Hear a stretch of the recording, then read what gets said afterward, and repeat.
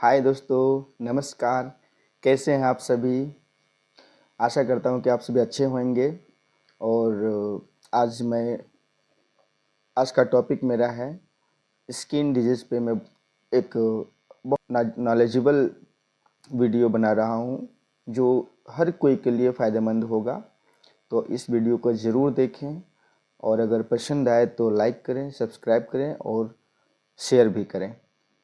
साथियों, आज मैं एक फंगल इन्फेक्शन के बारे में बता रहा हूँ जो बहुत ही कॉमन है और बहुत ही ज़्यादा लोगों में देखने को मिलता है। तो दोस्तों, आज जानने की कोशिश यहाँ से मैं आपको बताना चाहूँगा कि एक डर्मेटाइटिस है। डर्मेटाइटिस क्या है? जैसे एक वैसी बीमारी जो कि हमारी स्किन के ऊपर रेशेस पड़ जाते हैं और वैसे रेडनेस भी होता है। वो थोड़ा सा इच्छी भी होता है। एक छोटा सा दाना होता है और वो दाना धीरे धीरे धीरे धीरे थोड़ा सा उसमें इचिंग होता है। फिर उसको जैसे जैसे आगे थोड़ा सा इचिंग करते हैं, खुजलाते हैं, तो वह धीरे धीरे बढ़ने लगता है और वह एक रिंग के तरह का आकार बना लेता है। इसी वजह से उसे रिंग वर्म भी कहा जाता है। और ख़ास तौर पर यह देखा जाए तो इसके होने के कॉज होते हैं कि हमारे स्किन की जो ऊपरी लेयर होता है उस ऊपरी सतह पर बाहरी वातावरण से आने वाले बाहरी हवा के कारण आने वाले जो फंगस होते हैं, इसकी वजह से यह होता है।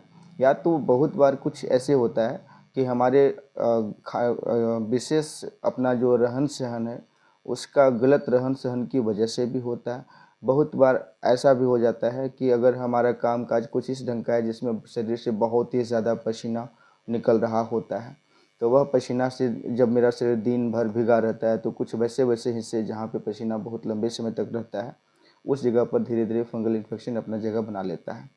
फिर कभी कभी क्या है कि अगर हम लंबे समय तक भीगे कपड़े का इस्तेमाल कर रहे हैं, जैसे नहाए और बस नहाने के तुरंत ही बाद हमने कोई ऐसे कपड़े को पहन लिया जो पहले से भी गीला था और बस यूं ही ऑफिस के लिए या कहीं कॉलेज के लिए या कोई और भी काम के लिए निकल पड़े, तो ऐसी स्थिति में भी वो गीले कपड़े की वजह से भी फंगस आता है और इससे भी हमारे शरीर में फंगल इन्फेक्शन होता है। इसके अलावे यह हाईली कंटेजियस भी होता है, एक दूसरे से फैलता भी है, हाईली कम्युनिकेबल भी होता है। दोस्तों, अगर कोई व्यक्ति को फंगल इन्फेक्शन है और उसके द्वारा यूज़ किया गया टॉवेल या तो उनके द्वारा यूज़ किया गया शॉप का यूज़ अगर कोई दूसरा व्यक्ति भी कर ले तो उन्हें भी होने का चांसेस बढ़ जाता है। और अक्सर यह देखा जाता है कि शरीर के भिन्न भिन्न हिस्सों में अलग अलग जगहों में यह इन्फेक्शन होता है। इस इन्फेक्शन को हम मेडिसिन के ज़रिए, अगर कोई व्यक्ति एलोपैथिक आयुर्वेदिक दवाइयाँ खाकर थक चुका हो तो मैं उन्हें सजेस्ट करना चाहूँगा कि एक बार होम्योपैथिक ज़रूर ट्राई करें, क्योंकि होम्योपैथिक में इसकी सबसे बहुत ही बेहतरीन अच्छी अच्छी दवाइयाँ हैं जिससे कि इसका सफल इलाज किया जा सकता है। हाँ साथियों, तो अब मैं बताना चाहूँगा कि होम्योपैथिक में वो कौन कौन सी दवाइयाँ हैं जो डर्मेटाइटिस को पूरी तरह से ठीक कर सकता है। तो दोस्तों, चलें हम लोग बातें क्या करते हैं। अगर शरीर के उन हिस्सों में जहाँ जहाँ जोड़ हैं, जोड़ों पर अगर टिनिया फंगस है और फंगल इन्फेक्शन है तो उसे ठीक करने के लिए एलोज मेडिसिन का यूज़ करें। एलोज मेडिसिन का 200 CH पावर में 2 बूंद सुबह 2 बूंद शाम रोज़ लें। इससे जोड़ों का फंगल इन्फेक्शन पूरी तरह से ठीक हो जाता है।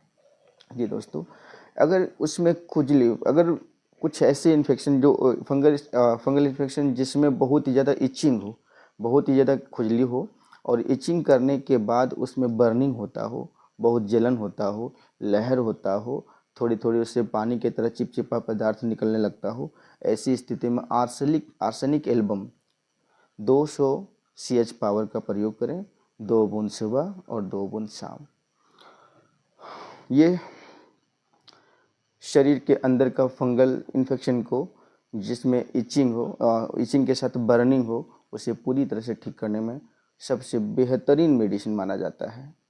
साथियों, इसके साथ साथ एसिड क्राइसो ऑइंटमेंट को भी अप्लाई कर सकते हैं।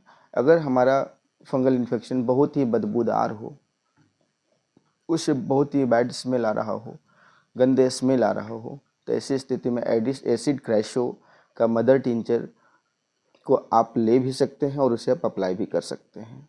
साथ ही साथ दोस्तों, अगर हमारी फंगल इन्फेक्शन में बहुत ही ज़्यादा खुजली हो, बहुत ज़्यादा इचिंग हो रहा हो या असहनीय खुजली हो रहा हो, तो इसमें डोलिकस 30 पावर की मेडिसिन को 2 बूंद सुबह और 2 बूंद शाम लें। यह पूरी तरह से हमारे फंगल इन्फेक्शन को ठीक कर सकता है। और मैं बता दूं अंत में एक दवाई जिसे द किंग ऑफ होम्योपैथी कहा जाता है, सल्फ़र। मैं बता दूं साथियों, सल्फ़र एक ऐसी मेडिसिन है जहां सारी दवाइयां जब फेल हो रहा होता है, तो वैसी स्थितियों में अगर सल्फ़र का यूज़ किया जाए तो सल्फ़र मतलब सल्फ़र जो है सो ये फंगल इन्फेक्शन के लिए सबसे बेहतरीन मेडिसिन है। जब ये ऊपर बताया गया जितनी भी मेडिसिन हमने इससे पहले बताया, अगर वो सब फेल कर रहा हो तो उसके जगह पर सल्फ़र का यूज़ करें। लेकिन ध्यान रहे, सल्फ़र कभी कभी एग्रावेशनल मेडिसिन है। इसे लेने से किसी किसी के शरीर को इरिटेशन हो सकता है या तो किसी तरह का उसमें कुछ सिम्टम्स देखने को मिल सकता है। अगर उसके बॉडी पर या सल्फ़र लेने से किसी तरह का इरप्शन दिखे तो वैसी स्थिति में सल्फ़र लेना बंद करें, सल्फ़र का प्रयोग आप ना करें। अगर मेरा वीडियो पसंद आया हो तो दोस्तों मेरे चैनल को सब्सक्राइब करें, लाइक करें और शेयर करें। धन्यवाद।